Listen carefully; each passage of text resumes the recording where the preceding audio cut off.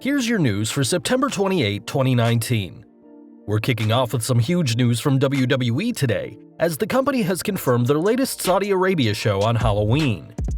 On Thursday, October 31st, WWE will return to the King Fahd International Stadium in Riyadh for Crown Jewel, the same venue where they hosted the show last year. Several huge stars have been announced, including Roman Reigns, Brock Lesnar, Bray Wyatt, Braun Strowman, The New Day, Randy Orton, AJ Styles, Rey Mysterio, and Mansoor, who won the 50-man Battle Royal earlier this year. Several legends have been announced as well, including Hulk Hogan, Ric Flair, and The Undertaker, though, like previous years, no women have been announced. Though Alexa Bliss and Natalya traveled to Saudi Arabia this June to promote Super Showdown, they reportedly did so without the government's permission, which could have been a major incident. With Smackdown scheduled to take place the day after, it'll be interesting to see what the company does, as there's been speculation of an all-female edition of the Blue brand since the men will still be in the Middle East. Speaking of Smackdown, the Blue show is set to have its launch on Fox in less than a week, and this is just one of many changes for the main roster. Alongside rumors of new sets and even pyro, WrestleVotes has confirmed that SmackDown will receive a new theme, as AC/DC's Are You Ready will welcome fans to the Blue brand. On Raw, the show will have Legendary by Skillet, as it seems WWE wants a fresh start for both shows. As we mentioned, one rumor around the two shows is the return of pyro, as while the company cut it for economic reasons, those money woes are a thing of the past, thanks in part to the Saudi deal. Joseph Staszewski of the New York Post has reported that the show will use pyro, including flames and lasers, which will be very interesting to see. Only time will tell whether fans get pyro and lasers for the shows, but expect to find out in just a few days. More news about changes in WWE as both Raw and SmackDown are set to receive new commentary teams. On Raw, Dio Madden will work with Vic Joseph and Jerry Lawler in a brand new lineup, and this team was decided by none other than Paul Heyman himself, according to Dave Meltzer. The Wrestling Observer reports that Heyman made the, quote, out-of-the-box pick because he saw Madden on 205 Live and believes he can be successful. Joseph, who also works on the Purple brand, was also picked by Heyman, though people backstage apparently don't see that as much of a surprise as Madden's promotion. On SmackDown, the team of Michael Cole, Corey Graves, and Renee Young will start next week on Fox, but WWE programming on the network has already started. An hour-long special called WWE SmackDown's Greatest Hits aired last night on the network and was hosted by Charlotte Flair and The Miz in what was just the first of several shows leading up to the big premiere. On Sunday, John Cena will narrate a show cataloging WrestleMania's legendary moments, and while most cities will air the show sometime in the afternoon, either before or after Fox's NFL game, some could air very late, so check your local listing. Immediately before SmackDown airs on Fox, the show will have a blue carpet special that will air at 7:30 p.m. Eastern and feature appearances from both past and present superstars, as well as Hollywood celebs. With so much focus on SmackDown on Fox, the company had better deliver on the night, and one match they've confirmed is Roman Reigns vs. Eric Rowan in the latest encounter between the two behemoths. Moving from SmackDown to Raw now, and while Seth Rollins may be top dog as WWE Universal Champion, he doesn't seem to be a fan of social media. Yesterday, the Architect deleted his account from Twitter, and fans are speculating that this is in response to some trolling by Sasha Banks.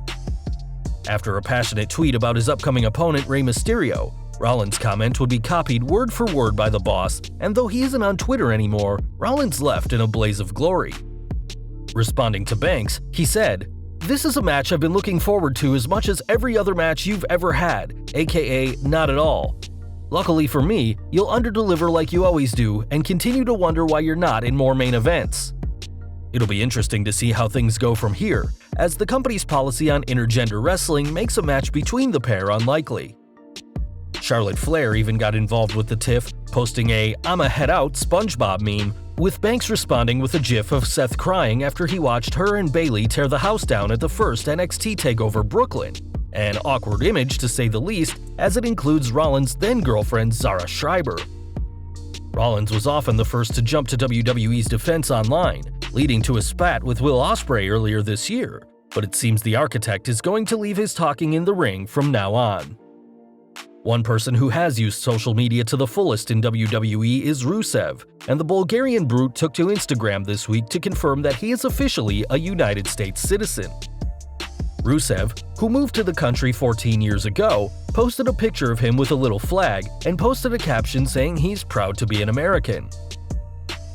Since returning, Rusev has been unstoppable in matches, so who knows what the former US champion will do next, now as an official US citizen. We're moving over to UFC now, as the promotion's president Dana White said he has no regrets over firing Matt Riddle many years ago. On the My Mom's Basement with Robbie Fox show, White addressed the NXT superstar's comments, and though he said he doesn't hate Riddle, he also doesn't regret firing him for his various failed drug tests. This didn't sit too well with the King of Bros though, who replied on Instagram saying, "Dana, I'm not mad that you fired me. I'm mad because you're a heartless moron with too much money and power and felt the need to call me a loser after you fired me when I was on a 4-fight win streak and had my third child almost bankrupting me." The King of Bros went on to say White, who he referred to as a little bald bitch, tried to ruin his career and life, and this was responded to by fighter Aaron Chalmers. The British star said he's open to fighting Riddle in the future, and was sure White would pay for the match, though we doubt the King of Bros will agree. Not only does Chalmers boast a 5-1 record, but Riddle is now a WWE superstar, and has the biggest match of his career next week when he takes on NXT champion Adam Cole for the title. With Cole reportedly dealing with a, quote, broken arm, it may just be a matter of time before Riddle is crowned champion, and returning to the octagon shouldn't be on his mind, at least for the time being. Speaking of injuries, Elias was forced to pull out of the King of the Ring tournament due to an ankle injury, and while the Drifter appeared on screen this week, fans are wondering when he'll return to the ring. Initial reports on the injury said Elias's ankle was broken, but given the fact that WWE have said this in their story, it's yet to be confirmed. The Wrestling Observer noted that Elias is currently looking at a late October return, and will presumably be feuding with Chad Gable after mocking the former tag team champion about his height from the Titantron this week. Gable and Elias isn't the only major feud brewing right now, as last week a video went viral of an altercation between Goldberg and Dolph Ziggler. Confronting each other at a restaurant, the two former world champions seemed ready to throw down, but this allegedly won't be leading to a rematch from their SummerSlam bout. The Wrestling Observer noted that there aren't any plans right now, saying, "We were told that right now there are no plans to do anything with the incident on television, nor are there any plans to bring them back as a feud. So it sounds like they were just shooting their own angle for publicity." Though there aren't any plans for the two at the moment, that could all change whenever WWE needs Goldberg to work a big event. And with Crown Jewel just over a month away, the WWE Hall of Famer could be stepping back in the ring sooner rather than later. More Hall of Famer news next, as well. Edge and Christian have had success both in the world of wrestling and podcasting. This week will be the last week on their show for the Rated R Superstar. Edge confirmed yesterday that ENC just uploaded their final show together, and though it's unclear what will happen to the Pot of Awesomeness, Edge wished the best of luck to his best friend. Indeed, Edge and Christian's podcast truly reeked of awesomeness, but it seems family commitments have caused the Ultimate Opportunist to step away, and his wife Beth Phoenix being on NXT each week on commentary may have been a factor too. One thing Edge and Christian proved is that life continues on when you're no longer a WWE superstar, and one wrestler who knows about that is Evan Bourne. Bourne, who now competes as Matt Sydal, isn't working much nowadays because his body's pretty banged up, according to The Observer, though that won't stop him from making a big match commitment. On December 15th, Sydal will appear in Tel Aviv, Israel to defend the IPWA Championship from Billy Gunn, so hopefully he can spend the next couple of months getting his body in the right condition. During his time with WWE, Sydal became a tag team champion with Kofi Kingston and impressed many with his high-flying offense and incredible shooting star press. After a motorcycle injury in 2012, he would be released from his contract in 2014 and has since been able to keep relevant in various promotions, including Impact Wrestling. And finally today, we're looking at the recent return of Luke Harper, which was a surprise for a lot of reasons. One factor in Harper's absence from the show was injuries, as the Wrestling Observer newsletter reported this week. He had suffered a neck injury while he was out of action that was concerning, but he checked out okay. This may be why fans believe Harper has been noticeably smaller since returning, as he attended the WWE Performance Center in the weeks before his return to get his neck injury checked out. Another huge reason for his absence, though, was conflict backstage, as shortly after WrestleMania, the former Intercontinental Champion announced that he had requested his release, though this was denied. There was a time when Vince McMahon reportedly didn't like anything that Harper did, but now that he's getting such a positive response from the fans, we wonder whether that has changed the opinion of the boss.